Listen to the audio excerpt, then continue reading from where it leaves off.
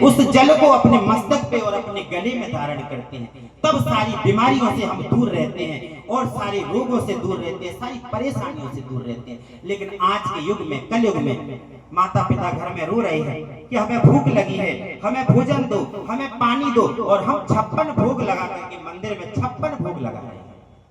फिर कहते हैं हमारे जीवन में तो फिर भी कलेश है। कलेश क्यों नहीं होगा? तुम्हारे ये प्रसाद को भगवान ग्रहण नहीं कर रहा।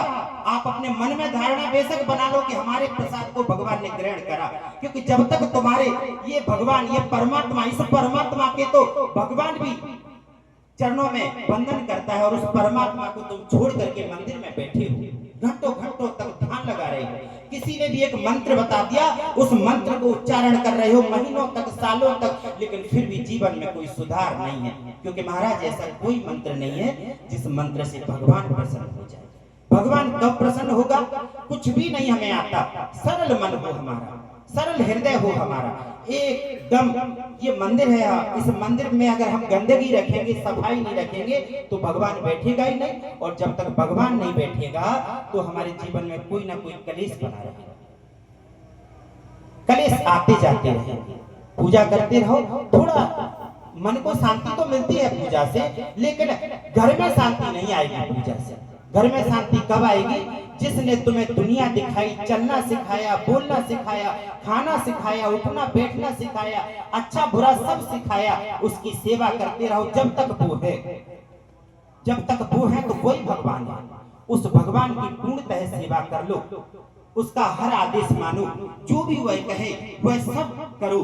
फिर जो खाली समय आपको मिलता है, मिनट, 2 मिनट, सेकंड, 2 सेकंड, उसमें भगवान का नाम ले लो, भगवान सारे दिन तुम्हारे साथ रहेगा, ढूंढने की जरूरत ही नहीं पड़ेगी।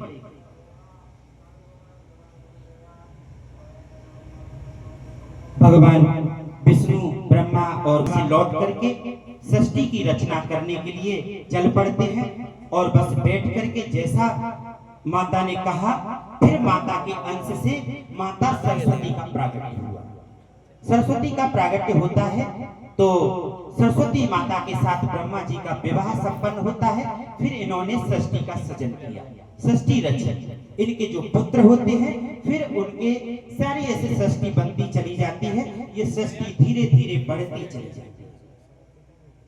रामायण में कोई कहता है, जैसे उसमें ये नहीं पढ़ा जाता कि ये करने से हमारा बुरा भी हो सकता है, ये करने से हमें ज्यादा फल मिलता है, या हमने ये कर लिया तो हमारा और बुरा हो जाएगा। वाल्मीकि रामायण उठाइए, उसमें आपको पूरी तरह सब समझ में आ जाएगा। वैसे ये काली पाठ एक दिन में पूरा नहीं होता, इसके लिए 3 दिवस होते हैं। 3 दिवस में ये काली पाठ संपन्न होता है। और ऐसा वेदों में कहा गया है, पुराणों में कहा गया है कि जिस घर में, जिस आंगन में, जिस मंदिर में काली पाठ पूर्णतः पूरा हो जाए, उससे जीतने वाला फिर दुनिया में कोई है नहीं। क्योंकि महाकाली और महाकाल दोनों की कृपा उसके साथ है। महाकाल को पाना है तो पहले हमने जब जन्म लिया, 5-6 साल की उम्र थी, पहले हम कृष्ण भक्त थे। स्टार्टिंग में थाली को छू लेता है तो हम कहते हैं अशुद्ध हो गई, भगवान अब इस प्रसाद को ग्रहण नहीं करेगा। अरे तुम्हारे मन में ये भेदभाव है तो भगवान तो तुम्हारे प्रसाद को ग्रहण करने ही वाला नहीं है। भगवान तो वो शक्ति है, भगवान तो वो माया है कि वो हमारे झूठे को ग्रहण करने वाला है, लेकिन प्रेम से खिलाओ उसको। दर्शन करेंगे तब भगवान हमें मिलेगा।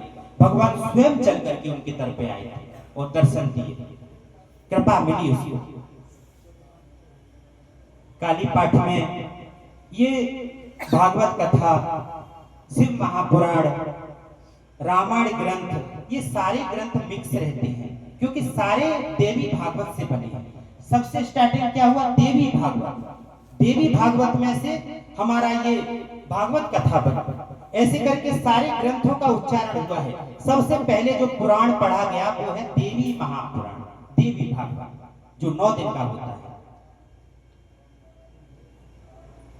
समय कम है, अपन को केवल माता का पाठ करके, और जिनके यहाँ अपन माता का पाठ करने आए हैं या हम 1-2 बार आ चुके हैं, इससे हमें कोई मतलब नहीं है। हमें तो कथा करनी है, हमारी फिक्स टाइमिंग है, इतने टाइमिंग के लिए हमें आए। क्योंकि कथा वो कथा नहीं है, वो तो केवल धंधा है, बिजनेस है। कोई कथा भागवत ऐसा नहीं है कि हमारी मृत्यु को टाल सके। ये कहने की बात है, क्योंकि जाना तो हमें वही है जो हमारा समय लिखा हुआ है, लेकिन हाँ अच्छे काम अच्छी चीजें सुनोगे।